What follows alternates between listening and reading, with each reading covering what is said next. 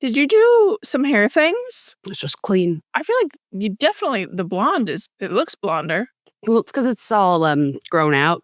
And the difference between my natural color and the blonde is so stark. Like the comparison. Yeah, because I've got pitch black hair. I wish I had darker hair. When I looked Asian as a baby. There's no other way to say it. I looked like an Asian baby. That's insane. It was really cute.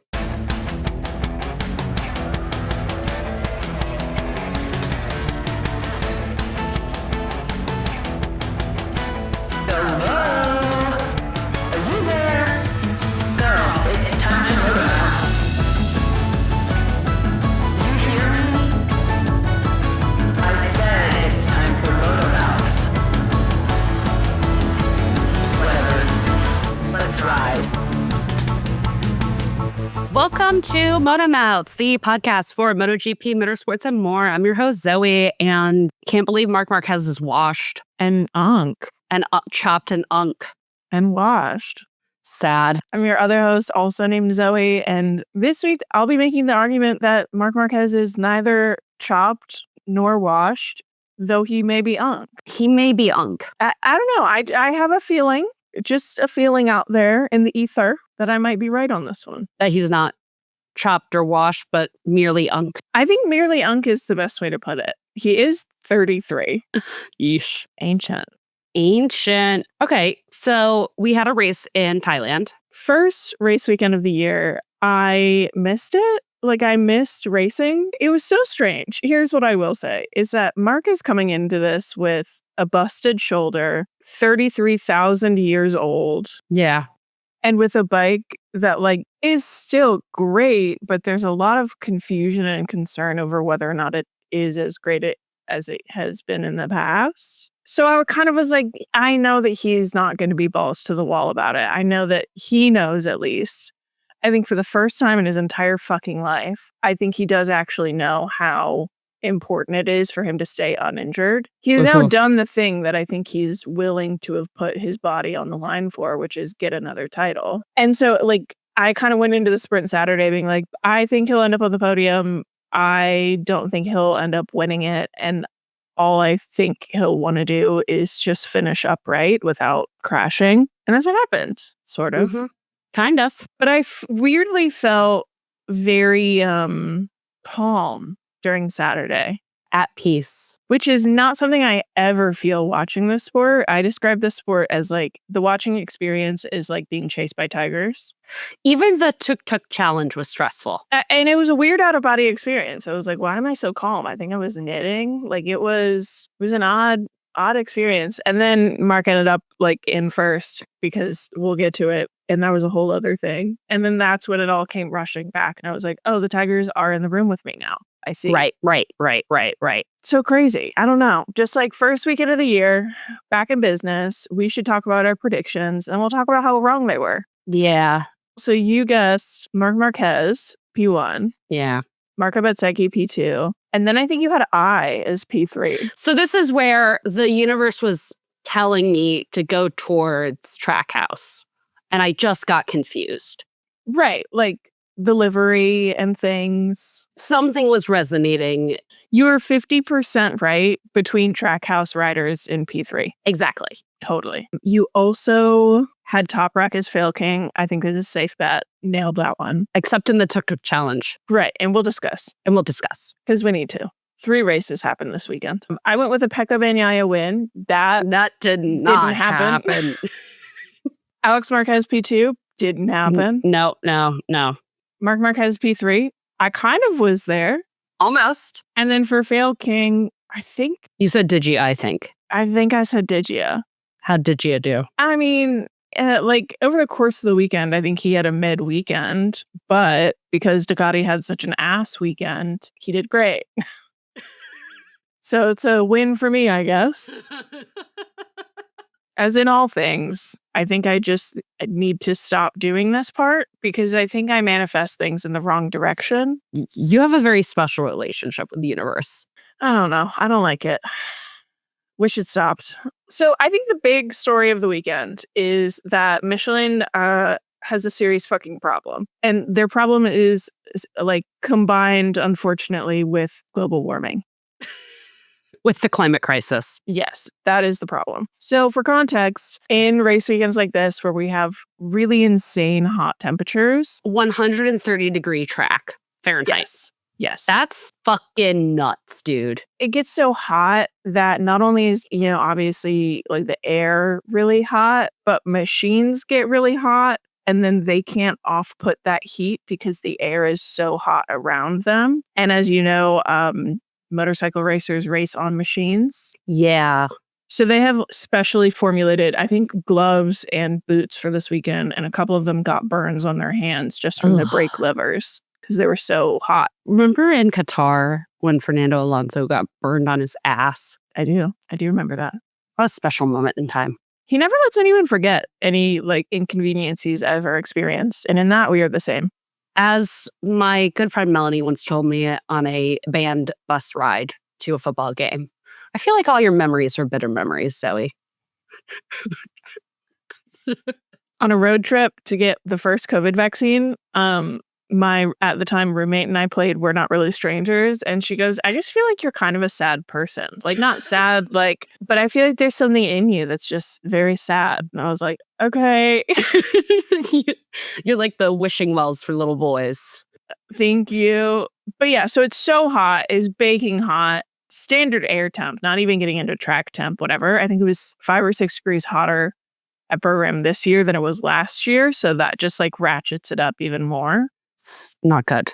So in these instances, Michelin will bring a different tire. Normally they bring like a hard, medium, soft, as every tire manufacturer does. But they bring an additional one for these hot weekends where they essentially call it like a hot weather carcass. The carcass, I remember. The carcass. The carcass is on the inside of the tire. It's essentially an additional layer so that when you are running in really hot conditions, the tire itself is a little bit more stiffer and can handle higher temperatures.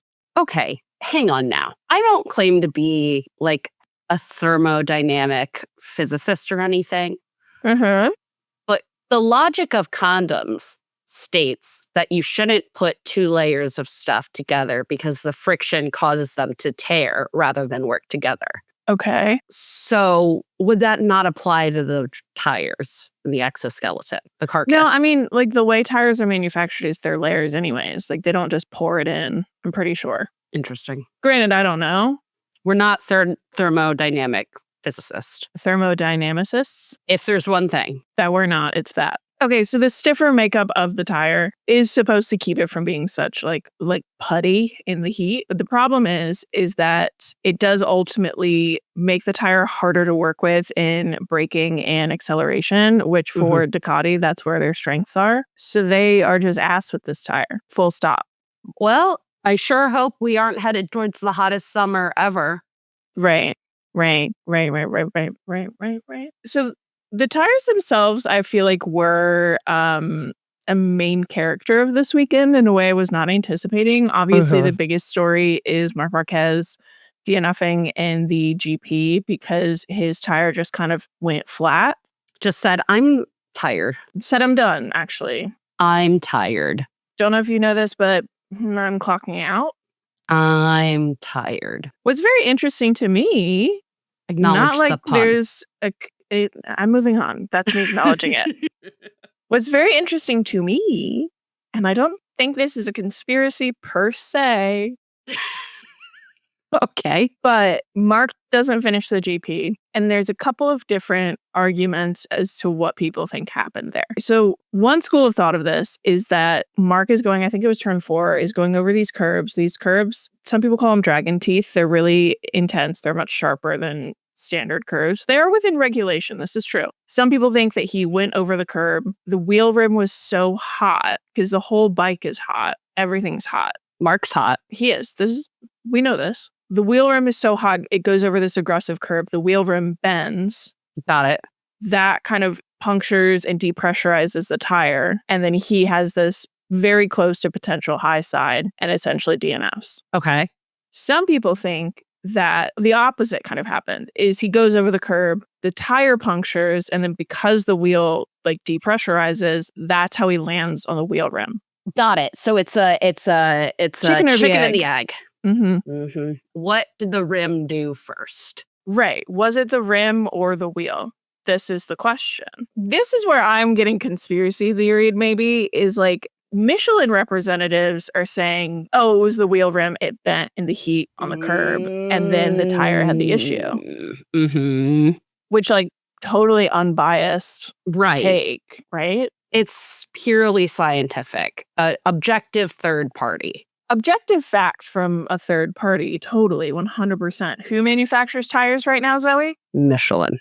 Right. What is also like critical context is literally fucking everybody was having tire issues. Jorge Martin had a pressure leak on Saturday as well. He almost got penalized for. Alex Marquez had a split in his tire, which is the reason he DNF'd in the GP on Sunday as well. Pecco Bagnaia basically was babying the bike the whole GP on Sunday. Tried to push a little bit by the end of the race, being like, this is now like, I've been managing the tires because it's so hot. I should be able to push them now. He spends the last 4 laps of the race essentially losing positions and skidding all over the track because he has no fucking rubber left on the tire. Jack Miller has said something about it. Joan Mir has a huge split in his tire, means he had to DNF as well. I just think it was like a tire issue and no one wants to come out and say that Michelin created the wrong tire for the situation, which ultimately I don't even think is really their fault. No, you're not supposed to be racing in a climate crisis. But also you can't, I understand how Michelin in this instance can't perfectly predict what was going to happen. Right.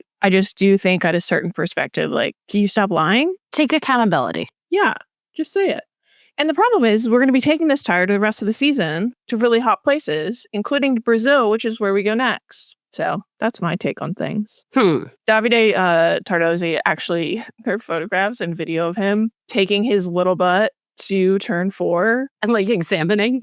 Yeah, and taking photos. Inspector Gadget.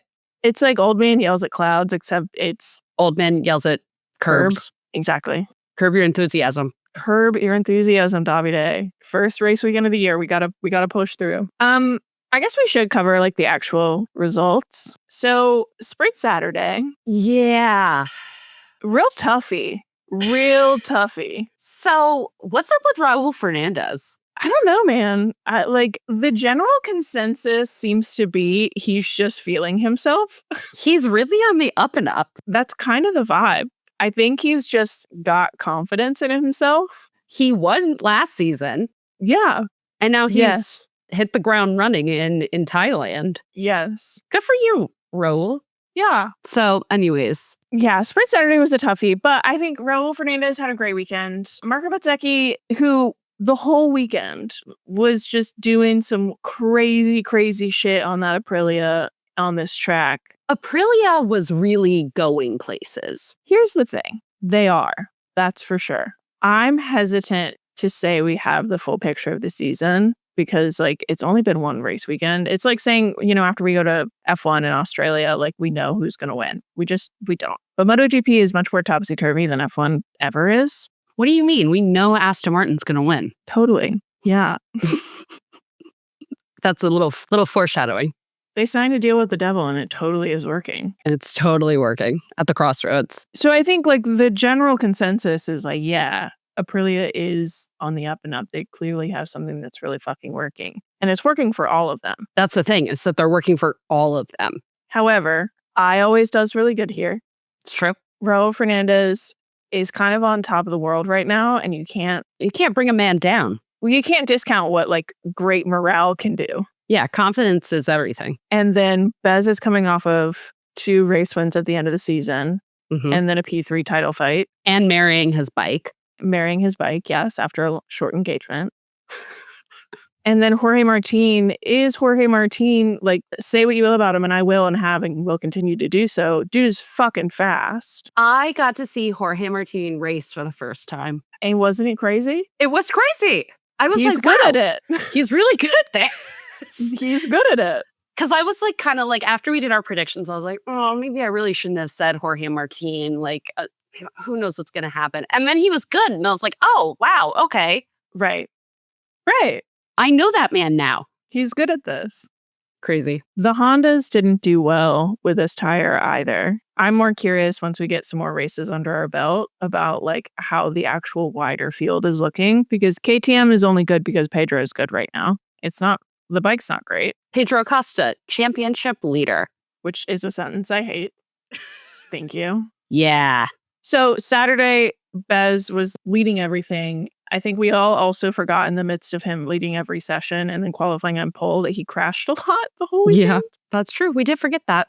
And then he crashed out of the lead on lap 2 of the sprint, leaving Marc and Pedro to battle it out. It was sexy. It was really great racing. I will say that. Like I said, Marc is racing to make sure he doesn't get hurt, which obviously puts him at a disadvantage. What's crazy is that Marc racing to not get hurt and like not go balls to the wall is still better and stunting on all those hoes. God, you're like in my brain. How did you know that's what I was going to say? Like that double overtake Sexy. on Jorge Martin and Pedro Acosta, I think is maybe one of the sexiest things I've seen in the sport in all time. Yeah, it was really nice. It was really good. There was something commentary said that I like genuinely thought I was going to like blow a gasket over. They were commentating during the Pedro and Marc like back and forth towards the end of the sprint. And they were like, oh, like this is a battle between Marc Marquez and the rider that some people think of as the next Marc Marquez, who may be superior to Marc Marquez or thinks that he is. Whether or not he is superior to Marc Marquez, we'll only know in the fullness of time. Whoa. And I was like, there's a lot to unpack there. So only one of those two people won the title their rookie year. Also, only one of those two people has won a real race. Only one of those two people has won a MotoGP title. I'm just, what? I just think that there's a little bit of a recency bias in this sport. And I know no one's ever said that before, but... No, well, at least not lately. That's the best joke you've ever made. Thank you. Thank you. That's a good joke. Thank you. But I did almost like have a fit over that one. Commentary was on one this weekend. Can we just maybe not with that? He's not dead yet. No, he's right there. And he's still like stunting on those O's. He's a demon. He's still a shark in the water. Okay. We have to move on from that, or else I'm actually going to like do something that I cannot be legally tied to. But I think it was just a really good fight. And I cannot wait for Marc to hopefully kind of get a little bit more physically fit, because if that physically fit. Continue. If that was Marc racing at like, I don't know, something like 70%. Yeah. And Pedro is putting it all on the line. To his credit, like he never races and leaves something out. Like he is always, always, always fighting for it. He needs to learn how to fucking stick the landing though. So he did win the sprint. We must discuss. He and Marc had a great fight, like we discussed. He overtook Marc a couple of places. I think around turn 6 a couple of times, and Marc always took it back. And then at one point, Marc made a mistake. I want to say around turn 5. I could be totally wrong. And went wide. Pedro came in. Marc cut back in, took a slightly wide racing line, and essentially just like inched Pedro out and off of the track. There was no contact. My take on this is maybe a little antiquated, and I'll admit that. I think that there should be a difference in the rules between, I think, what I described as a steer and a barge. Like if essentially Marc didn't hit anyone in this. He didn't barge into Pedro and say, sorry, this is my 10 feet of track. He just kind of was like, I'm staying right here, and you can nudge me and I can nudge you, but I'm staying my ass right here. But I don't really think there's anything wrong with hard racing when it's a little nudge like that. Especially not in the first race of the season, in a sprint. Like, it's like, let them race. Well, the critical thing too is that this is the last lap. Yeah.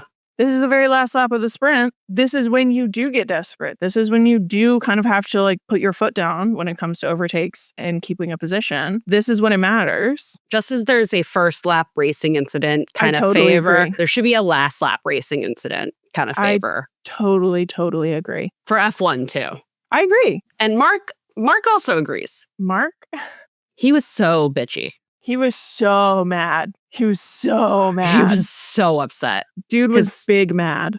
Cunty little clap. So he came over the line, clapped towards the steward's office. Mark is so funny because he's such a cunt, and then he tries to walk it back in like the most PR way. So I have a couple quotes from Mark, and these have been translated, so bear with me. He was asked, "They've been on my ass for half my life, literally. I'm used to this shit, and it won't stop the inevitable, so let them."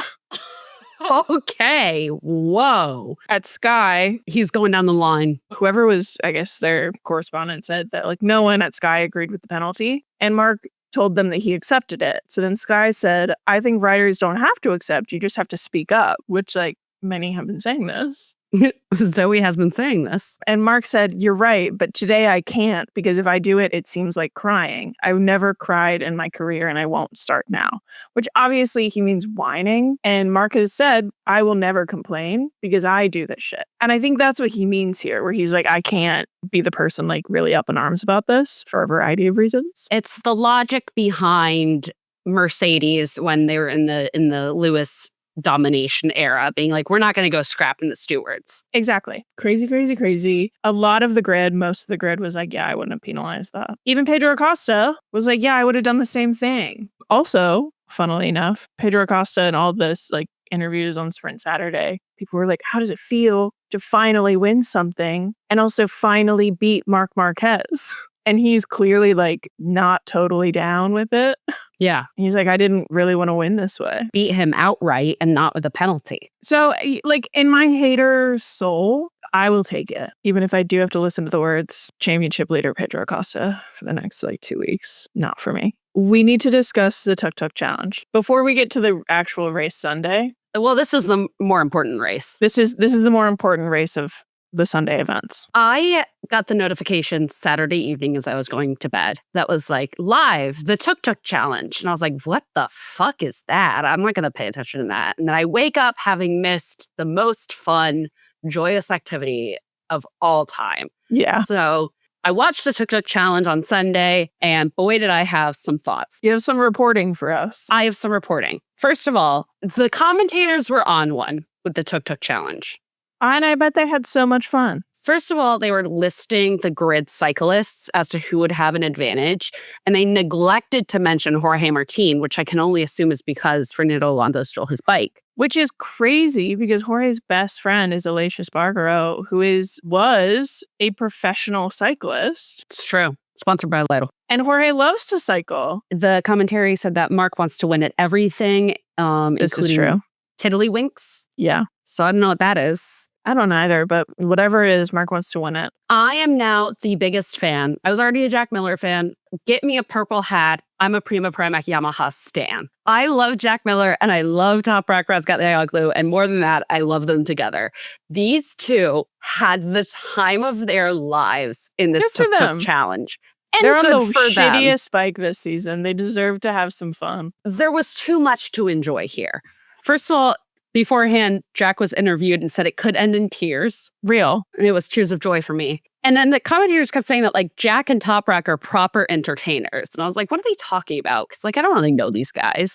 So my friend came over to watch and they were talking to Jack on the grid before the race. And she was like, who is that? I was like, oh, that's a guy who's about to race in 10 minutes. She was like, what? I was like, yeah, Jack is like a main feature on the MotoGP, like pre-race, like grid rock every single weekend. He did the Tuk Tuk challenge in his white Crocs. Of course he did. They were popping wheelies. Of course they were. They were, I don't know if it's like, they weren't drifting it, but they were getting it up onto two wheels around the corners. Yeah, I don't know what that is. Jack was slapping the ass of the Tuk Tuk to make it go faster. Totally. Right. Toprak was leaning out of the Tuk Tuk to get more momentum. We love a science-based decision. This is just the warm-up lap. Great. Great. Also on the warm-up lap, of note, Mark is throwing water from Pecco's water bottle at the people to either side of him like he is in Mario Kart. Listen, if you're not trying to cheat, you don't care that much. You're not trying to win. Sorry, my goat cares. Last thing I'll say about the pre-race and warm-up lap is that the camera did the most epic pan on Johann Zarco chillaxing. My guy. He looked so fucking cool. Was he even like biking? He had his feet up. He had his arms crossed. He had his aviators on. He was just chilling. Here's the thing about Johann Zarco. Like, he's also definitely Ankh, but in a really cool, normal way. Right. And Mark is psychotic. Right. And could never be cool or normal a day in his life. Right. Race control came up to Jack and Top Rack and said, you guys got to stop with the antics. Like, they're afraid you're going to crash. And Top Rack verbatim goes, so we're going to do exactly that again. Of course they are. Top Rack, I am a fan of you. I find myself charmed. I find myself charmed by Top Rack. They win. It was great. Ducati comes dead last. Okay. But only because Aprilia cheated. Wow. I stand by what I said. If you're not cheating, you don't want to win. And I've never seen Jorge Martin look happier. Well, he has like epic beef with the state of Ducati, so I buy it. Bez, backwards hat, biggest smile. Yeah. It was great. Tuk Tuk challenge, do it every week. I think it's great. So that was the more important race of Sunday. Yeah, and there's really not much to say about Sunday. Like, the tires were a big deal. We discussed Aprilia did really well. Bez has a 3-race streak of winning. That's huge. I don't think that's ever happened for Aprilia. He was so overjoyed.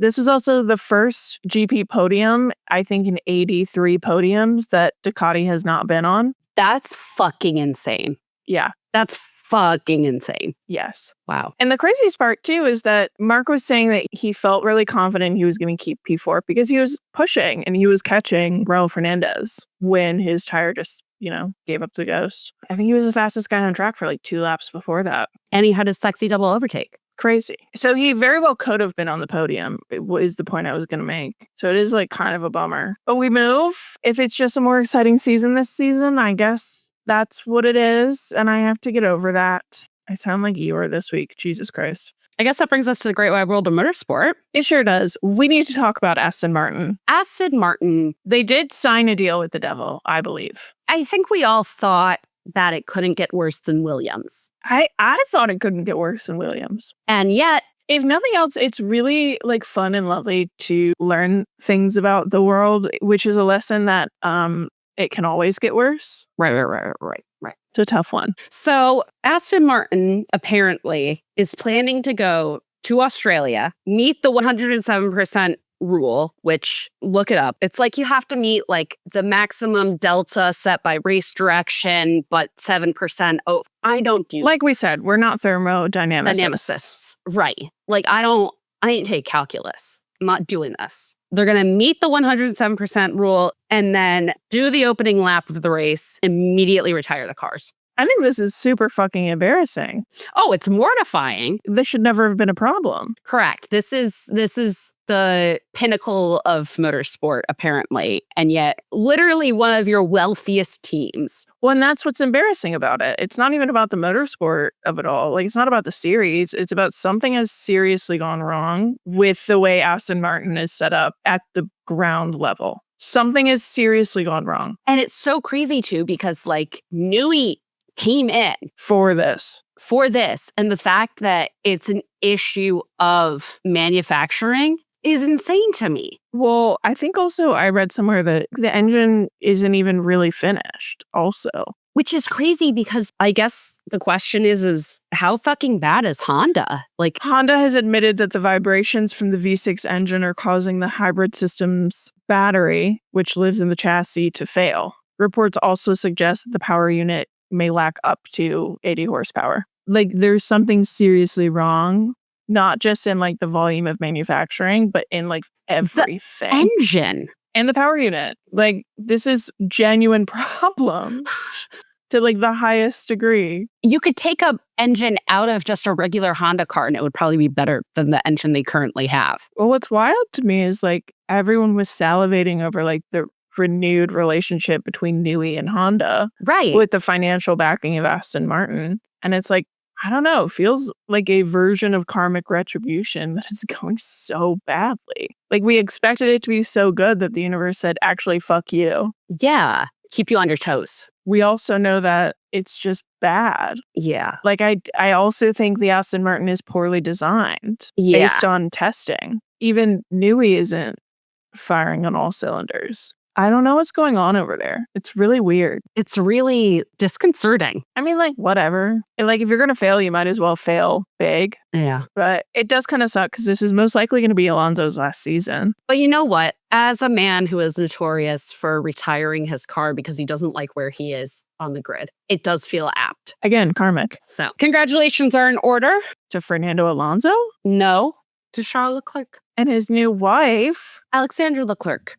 It's so crazy. I was texting my friend and I was like, oh, it's crazy because I feel like I have whiplash. They got engaged so recently. And then I went back and actually started looking at like what they both said in their Instagram caption. I was like, oh, because this isn't the wedding. It's the civil ceremony. They did like a really chic couture courthouse wedding. Drove off in a very beautiful Ferrari. The only time Charles has looked happy in a Ferrari. She looked beautiful. I loved her dress. Leo was in a little tux. Cutie. They both looked so happy. Congratulations to them. Can't wait to see what part 2 the wedding boogaloo looks like. If you were wondering, he was in Brunello Cucinelli and she was in something custom. Love. Just call me Vogue Weddings. Love that for her. Speaking of Australia. Yeah, why not? We have to cover this before we go there. Ralf Schumacher has been saying things as he is wont to do. Also, hang on. Congratulations are in order for Ralf Schumacher. Other segue. He is also engaged to his partner. What? Yes. That is genuine news to me. That came out probably like a month ago. We just didn't talk about it. Well, yeah. But congrats to him. He's engaged to his long-term partner. Keep saying crazy shit, King. You can do it while you're married now. So Ralf Schumacher has been going around saying that McLaren pushed Oscar to make a change. When we previously talked about this, I was more on the train that McLaren may have pushed him. I think you were saying it was more of a convenient happenstance. I think it's kind of like half and half. Yeah. My point last time we talked about this is before we knew what Ralph had been saying. I imagine that McLaren didn't want Mark Webber poking around in their stuff. But I also, based on what happened last year, I imagine that Oscar wanted some like third-party engineer support that he really trusted in. And unfortunately, Mark Webber can't do that. He is not an engineer. And so I think there's like multiple things happening for multiple reasons all at the same time, where I think even Mark probably knew that, like, because we've had reports for the last year or so that like there was tension between him and McLaren. We know that. And I feel like Oscar kind of being like, I'm investing in this team. I have to stick it out for at least a couple more years, let alone if I re-sign with them. Like, I can't be doing this. Yeah, he's only on this is going to be year 2, a 3-year contract. Yeah. So it's like Ralph is telling us something we don't know. I think he's just kind of confirming. And also, like, I don't know how much I trust him. But I am entertained. I am entertained. I am. I don't know what this bullet means. Okay, I wanted to talk about this. Okay. I saw this on Twitter and I was like obsessed with it. I was like, we need to discuss. Okay. I'm excited on what this is. Okay, so this is from some guy on Twitter at F1 Stats Guru. And they're talking about how the 2026 calendar year is exactly the same as 2015. Okay. So every date of the year falls on the same day, and strangely, it has some very familiar Formula One storylines. Both 2026 and 2015 started with a British defending world champion, Lewis and Lando. A Mercedes-powered team took both the drivers' and constructors' championships the year before. Both drivers' champions had won their first title with that team the year before. Lewis and Mercedes, Lando and McLaren. Both followed the end of a 4-year Red Bull streak. It's true. Vettel and Verstappen. Both years marked Honda starting with a new works partnership. Back in the day it was McLaren, now it's Aston Martin. With Fernando Alonso. Yes, both featured Fernando Alonso entering a Honda era alongside Jenson Button. Yeah, keep going. And both Honda projects are surrounded by serious preseason question marks. Yeah. They end the tweet with same calendar, different era, familiar patterns, and this photo. I love them so much. So 2 things we can expect from this year. Unfortunately, Lando will win again. I mean, sure. And Fernando will get a 60-place grid drop penalty. Yeah. Yeah, naturally. Naturally. Wow. Crazy. History Wow. doesn't repeat, but it often rhymes. Well, in this case, I think it is repeating. I think it is repeating. I think we're in a 10-year time loop. So, I guess we'll be watching and seeing what happens. It's Great. crazy. Okay, we need to predict Australia. Do we want to do season predictions first? Oh, yeah, we do need to do that. So we'll do season predictions first. We will be doing Constructors Champion, Drivers Top 3, and Crash King by monetary amount. Yes. Not number of crashes. Monetary. Would you like to go first? Sure. For the team, I'm going to go with Ferrari. I think I'm being aspirational in my annual predictions this year. Mm-hmm. But they've looked really good in testing. They seem like they have their shit together. Red Bull, as has been the case for multiple years, it's Max and some other guy. And that does not lead to a successful manufacturer title bid. And I think Mercedes is kind of set up the same way right now. Kimi's awesome, but he's still learning a lot because he's a baby. Infant child. And then I think I've read some stuff that McLaren is going to have reliability issues this year more than we have in the past. So that's my guess. Okay. I'm going to guess Mercedes. I feel like of the other options, it's a good one. I'm taking one for the team because I do also want to say Ferrari, but I want to split the difference here. Right. This can't be like a Honda Yamaha thing where it's you can't even, we both had to say Honda on that one.